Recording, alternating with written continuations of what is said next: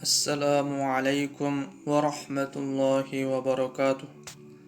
Urmattуу musulman bir tugandar, учурда башыбыздан оор сыноолорду өткөрүп жаткан учурубуз. Бул жугуштуу илдет адам баласынын фобиясына айланды десем да жаңылбайм.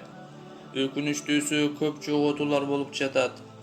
Мындай учурда биз эмнелерди кылышыбыз керек? Биринчи, эч качан жакшылыктан үмүт үзбөңүз. Албетте бул күндөр өтөт. Экинчи, тагдырга ыйман келтириңиз. Бардык нерсе Аллахтын өкүмү менен болуп жатат.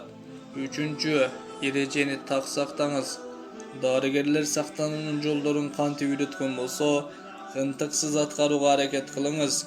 Төртүнчү, тазалыкты сактаңыз. Пайгамбарыбыз саллаллаху алейхи вассалам өзүнүн куттуу хадисинде мындай дейт: "Ат-тухуру шатрул иман", тазалык ыймандын жарымы. Туугандар, көңүлдү чөктүрбөйлү. Бул убактылуу сыноо.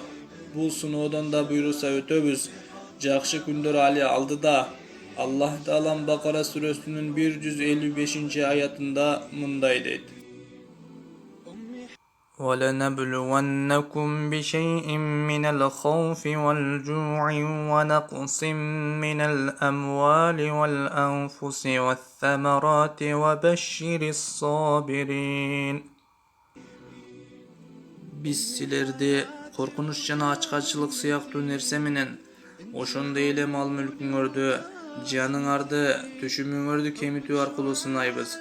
Сабыр кылгандарга сүйүнчүлө.